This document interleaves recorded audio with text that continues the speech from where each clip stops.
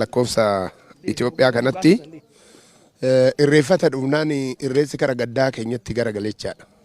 Bulchuu sirni wayyaane suni irreessa silaa margaa fi kallachaaf caaccuu agaazee immoo maal jedhan 4,000 ol asitti galchanii ijoolleen teenya harka irree sakattaamtee seenti urufa keessatti.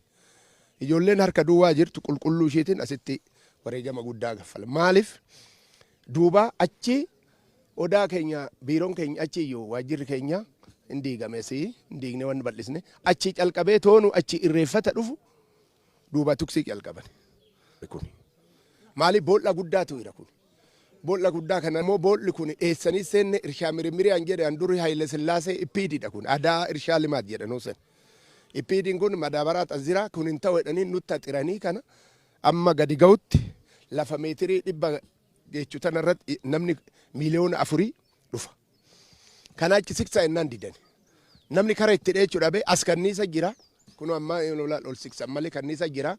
Yoo dhufu boollotti dhufe yoo kan ammoo namni dheessee akka olaanitti seenaan lafa kana seenaa yaadannoo namni irreeffata sablammiin jaalala irreessa kanarree dhufu asitti wareegama. Oromoo bichaa mutaa wareegama. Dhugaan jedheen hundu maaliif deeggarsa asii irreessa jaalala dhufan kun akkuma jiruun ilmaan Oromoo haaraa handaarii kanatti suuqamee jiru jira biyya sun irratti garagale.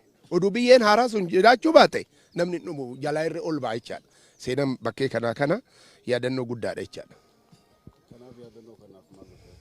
Yaadannoo kana kabajamoo Juwaar fi nuufi abbootiin gadaa kara misooma dubbiin barbaannu nuyi kara misooma odaa dabbasooti dhaabne naannooma horaar sadii kana amma immoo asitti yaadannoo ijoollee sanii yaadannoo nama du'e sanii biqiltuu dur odaa dhaabdee jecha horoo jala ijoolleen wal fixxe lamaan amma inni seenaan guddaadha akkasitti odaa dhaabeennaan odaa suni guddatee jecha seenaan odaa akkasitti Oromoon odaarree kabaje jechaadha. Odaan seenaa Oromoo keessatti sirna gadaa keessatti guddaadha jechaadha. Kanaaf odaa dhaabne biqiltuu biraan dhaabne.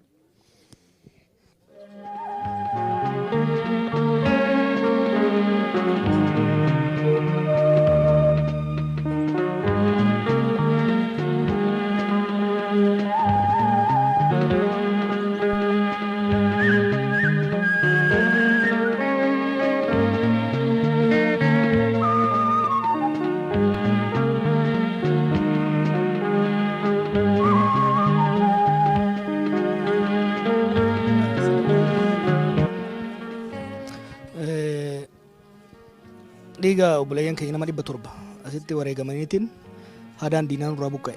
Immoo amaanaa isaanii bakkaan ga'uudhaaf siidaan isaanii odaa akka ta'u akkuma qabsoo isaaniitiin hadaan diinaan irraa buqqa'e yaadannoo isaaniitiif immoo odaa dhaabaa jirra. Naannoo kanatti wanni ta'e waan akka hiree abbaa gadaa kana wajji haasaa turre halkan san sababni nama keenya itti fixaniif hin turre. Nagaan namni hundi kan dhufe garuu abdii kutannaa sirna wayyaanee yeroo sanii kan agarsiisedha. Irreechi sun irreecha Oromoon hundi tokkummaan irratti mul'ate namni keenya dhume ijoolleen asii obboleeyyan isaa biraa dhuman garuu teenye erga asii gubdee qe'eetti galte jechuudha. I think sirna wayyaanee gaafa san dhumateef kanaaf yaadannoo kana godhaa jirra. Jalqabbii muummichi ministeeraa eegale ka biqiltuu biyya kanatti dhaabu san yeroo deeggarrutti muummichi ministeeraa kunis duulli hadaa ofirraa buqqisuu dhaabbatee odaa dhaabuu kunis kan eegale dhiiga ilma namaatiin akka ta'e lafatti akka hin ta'in keessattuu warra yartuun garaagaraa erga dhiiga qeerrootiif dhiiga ummataatiin bilisa baate booda yeroo wixxifattu kanatti tokko nama keenya si yaadachiisu lafatti osoo hin ta'in lafeen akka dhufne dhiiga obboleeyyan keenya daakaa akka dhufne namuu yaadachuu waan qabuuf isaanis yaadachuu fi akkasumas ammoo bakki irra geenye kun ka rakkoo keessaa baanee biyya jaaru biyya uummata biras dabree akkuma gadaa Oromootitti mukaafillee ta'u gadi dhaabuutti jirra. Kanaaf egaa duulli muka amma dhaabamaa jiru kuni kallattiidha suuduun yoo laalte deebisanii Oromiyaa magariisa biyya magariisa jaaruudhaaf gahee guddaa qaba. Ummata bosona mancaasu nama mancaasu osoo hin tahin kaayyoon qabsoo keenya lafaa fi namas sa'aa fi magariisa isaatis deefnee jaaruu akka ta'e kanarratti qeerroon keenya hawaasni keenya bal'inaan dhaabuu qaba. Dhaabuu qofa osoo hin taane jala deebi'ee obaasuu danda'uu qaba. Qabsoon teenya waggaa 50 irraa bifa kanaan habaqaalamte jechuudha. Dhiiga nama keenyatiin Taaddasaa Birruuti irraa kaasii hanga qeerroo asitti wareegamanitti dhiiga nama keenyatiin kan as geesse. Dhaabanii biraa deemnan Taaddasaan faan Elemoon faan dhaabanii osoo isaan yeroo wareegaman san kodhii sun taate obboleeyyan isaanii itti aansan dhiiga isaanii osoo kennuu baatanii qabsoon tun bakka kanan geessu jechuudha. Muyni amma nu dhaabnu kunis bara baraan yeroo yeroon bishaan yoon obaasin jala isaa yoon kotokkotiin bakka tokko gahuu hin danda'u. Kanaaf biqiltuu kana akkuma qabsoo keenya dhiiga keenya lafee keenya asiin keenya bishaan rabbiitiin humna keenyan immoo kunuunsaa bakka ga'uu qabna jechuudha.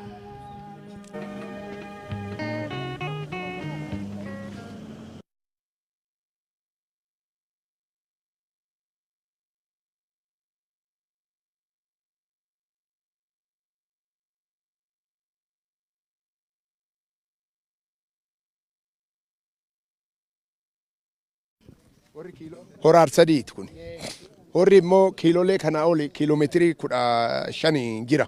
Inni amma naannoon isaa qotamee badaa'eera. Wannoon isaa fageenyi isaa 300 olan magariisaa hin jira asii. Qoshaashaa yookaan immoo wanna balfaa kana keessaa to'atu godhanii nama sirriitti yoo magaalli fi uummanni Oromoo magaala bichaa muti kun. Aadaaf turizimii bira hojjatte malee kophaasa uumaan godhu warri aadaa. Uummanni Oromoo as dhufu kun yeroo reedhaan waan baasu san baasee wanta kana kunuunfatu malee hora qabna jedhanii an deemu baay'ee sablaadha. Akkuma hora Finfinnee jechaadha hin duudha jechaadha. Kanaafuu naannoon isaa kun akkuma beektan qoshaashaa yookaan immoo wanni balfaa bociimu wannoo onneetti yoo horiin dhugu seennetoo dhugnanu. Horiin as keessa bula horiin hundu yoo qidaamee afran gimbichuu aadaa oboo hundu asuma dhuga horri kun naannaa isaa kanatti hin tuttuqamne.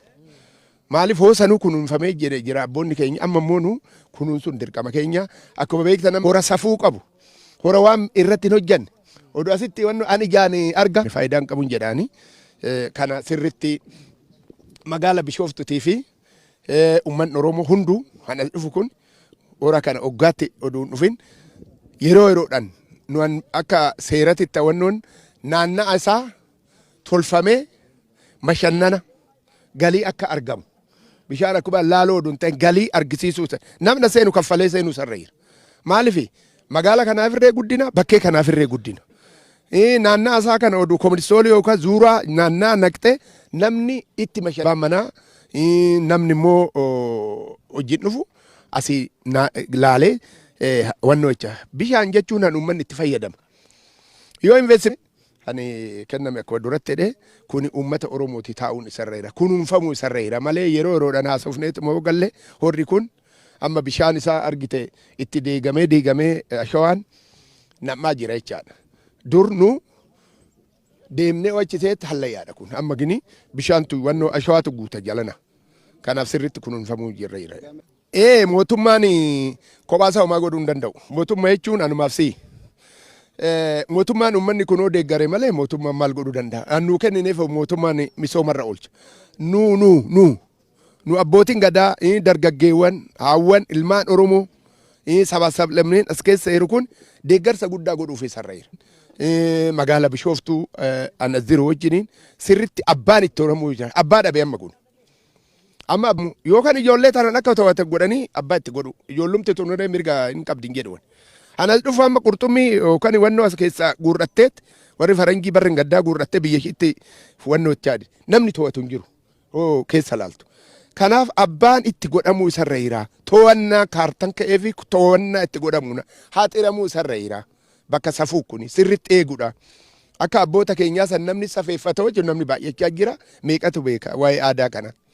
Dur horaar sadii xabala itteet hoo'ati horii dhalarree dide yookaan immoo keessatti dilluun wannoo horiin sun dhuge dilluun hin baakan. Asii yoo dhufne kun as keessa yoo dhagne xabala hin nuuga amma xabala jedhan malee yoo dhugde si keessaa raammoo jirurree yaasa. Wanna aadaa santu badeechaadha sitti kanaaf kunuunfachuun nurra jira. Akkumatti weellisneetu moo gallee faayidaan qabu jedhaan akka kiyyatti mootummaan irree xiyyeeffannaa irra godhuu bara nurree hayyoonni irree hundu anna laallate hundu bakkee kan eeguun nurra jiran jedha. Bakkee seena qabeettidha.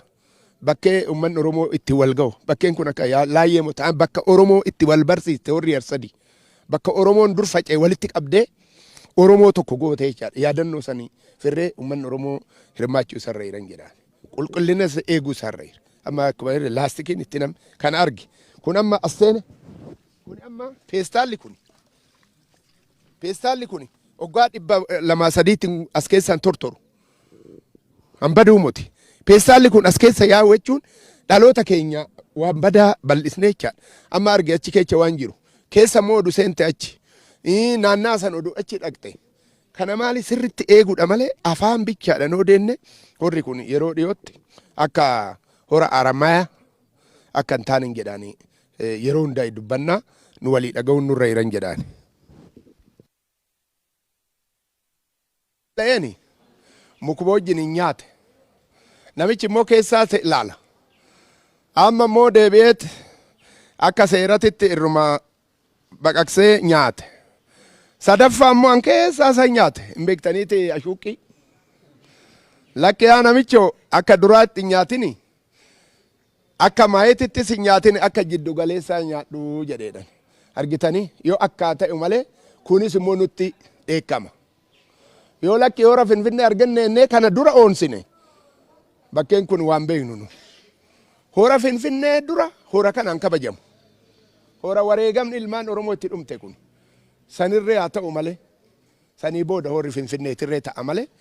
Fuundura itti deeman malee ammuma kana gannee qa'ee qullaa goone. Fiigne xiqqoo rakkoodhan jedha akka kiyyatti isin ulfaadhaa. Dargaggoo ulfaadhaa waan nagaa isin haa godhu. Wal taane sirritti misooma keenya guddisnaa. Hanni bames nu amaaramu, hanni dhame nu hiikamu. Juwaar amma engadda wajjiniin dubbanne mee maal wayyeedhee naa bilbillaan lakki akka aduu kanatti hin qabne numaafisa.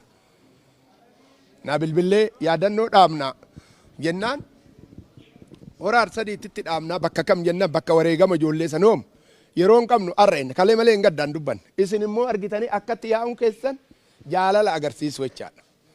Jaalala. Kanaaf jaalala kana immoo han immoo jibbus hin jira jibbaa immoo waan karaatti nu adeebisu. Nu namaan badin jennu jabaannee wal taanee horri keenya amma irreechi ga'utti yeroo yeroodhaan dhufuun nurra jira. Qulqulleessuun nurra jira. Amma karri gadaanu kana ani duraan irraa baasne amma danni yookaan immoo bosona ta'ee jira. Qulqullaa'u irra migireesni isaa tolfamu nurra jira. Dargaggoo kana hunda oduu qabnu akkamitti horri Finfinnee waan horri kun amma akkana ta'a. Kun hunda oduu jiru.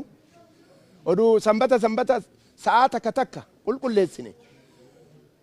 Asi deemi sin godhu. Qa'ee hoo dubartiin takka mana xaragde mana isa irreessitti bareeda. Kanaaf jabaannee yookaan sanbata yookaan qidaamee torbaniin amma irreechi ga'utti asitti argamuun nurra jiran jedha. Jabaadhaa nagaataa biitti teenya biyya nagaa nu haa godhin jenna horaa bula.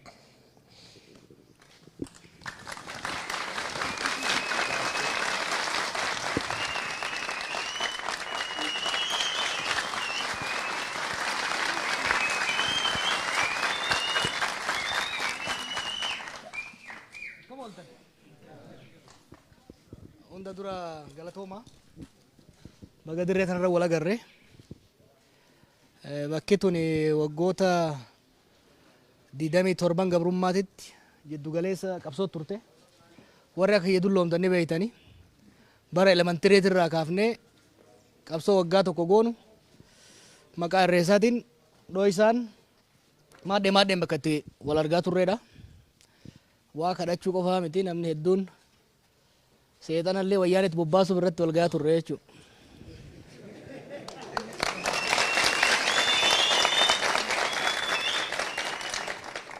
Dirree kana kan hin dhufe bara 1999 moo 2000 natti fakkaata. Yeroon elementarii baradhu irraa kaasee dhufaa ture. Waa baay'ee tositti godhame. Akka ammaa kanaa miti. Akka amma bilisummaan dhufnee yeroo barbaanetti biqiltuu dhaabbannee malkaa keenya dhiqannu osoo hin tahin aadaa Oromoo namni uffate, huccuu Oromoo namni uffate, alaabaa teenya namni qabate, Adaamaa bira dabruu yeroo itti hin dandeenye, Sabbata bira yeroo dabruu hin dandeenye keessatti akkaataa itti alaabaa fi kaan dhoofannee dhufaa turre ni beektani. Dhumarrattis awwaala wayyaanee, dhuma wayyaanee, taaziyaa wayyaanee bakka itti himnetu asi. Bakki daawun wayyaanee itti jaame asi. Akkasii miti. Kanaaf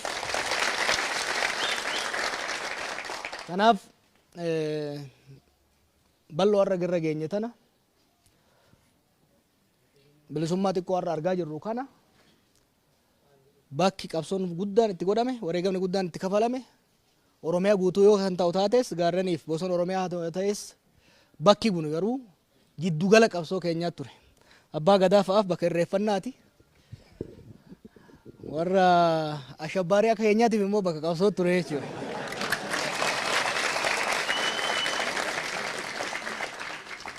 Kanaaf har'a wareegamtoota keenyaaf obboleeyyan keenya 700 nu jalaa fixaniif isaan yaadachaa yaadannoo isaatiif biqiltuu waggaasitti dhaabnu waan tokko irraanfachuu hin qabnu. Bakka geenye tana lafeen malee lafa akka hin dhufin. Bakka geenye tana kadhannee osoo hin tahin micciirree akka irraa fuune beekuu danda'uu qaba namni hunduu. Kana beekuu danda'uu qaba. Har'as akkuma kaleessa dhiiga keenyan lafee obboleeyyan keenyatiin sammuu keenyan diina addunyaan hundi waggaa 100 isin bulcha jette san ofirraa buqqaafnetti warra har'a waggaa tokkotti bakka kaleessatti isin deebifna jedhus likkii galchina ofirra deebifna jechuudha. Kana shakkii qabaachuu hin qabdan. Kanaaf eeyyan barri kan misoomaati. Barri kan nagayaati. Garuu yeroo misoomatis xaddee oorruurraa dhoorgachuun dirqama. Bara misoomatis. Nagayatis gaafa nagayatis nagaya. Nageenyi waardiyyaa hin qabne hin jiraatu jechuudha. Nagaya jedhanii dallaa ofii bananii karra ofii bananii rafan. Kanaaf qeerroon keenya bakka jirtanii hojiitti bobbaa heera kabajaa kabachiisa humna nageenya keenya wajjin hojjedha. Hoggaa raftan garuu iyya takka yeroo hunda banaa godha. Maaliif warra qabatu dandeessi? Kanaaf baga dhuftanii hedduu galatooma yeroo gabaabaatti abbaa gadaa wajji kana goone muummichi ministeeraa duula bal'aa yaamee jira. Biyya kana keessatti waan gaarii dhiyeenya kana godhame keessaa godhamaa jiru keessaa biqiltuu dhaabuun kun waan guddaadha. Waan hunda caalati. Biqiltuu dhaabuun kan dhaabame kunuunsuun aadaa Oromooti jechuudha. Seera Oromoo keessaa abbootiin gadaa isin himani seerota hooda Oromoo keessaa inni guddaan biqiltuu kunuunsuudha. Diinonni waggaa 150 nurra turan nama keenya qofa osoo hin ta'in bosona keenya illee mancaasanii jechuudha. Bara 100 dura lafti keenya harki 50 ol bosonaan uwwisa qaba ture. Har'a 3-2 gad deebi'e jechuudha. Kanaaf bilisummaa arganne kana alaabaa qofa ittiin fannifannee garaa qofa ittiin guuttannu osoo hin ta'in dachii diina baadhattee asiin nu eeyde tanallee bakka kaleessatitti bakka abbootatti deebisuu danda'uu qabna jechuudha. Kanaaf waamichi muummichi ministeeraa godhe waamicha sirriiti. Biqiltuu dhaabuu irratti torban dhufu Oromiyaa guututti hundi keessan dhaaba ka dhaabdan ammoo hin dhiisina. Akkuma mootummaa tanaati. Dhiibdanii diina jala bilisa baaftanii hanga baaftanii biraa deebinaan kabalanii irraa fuudhan kana beeka.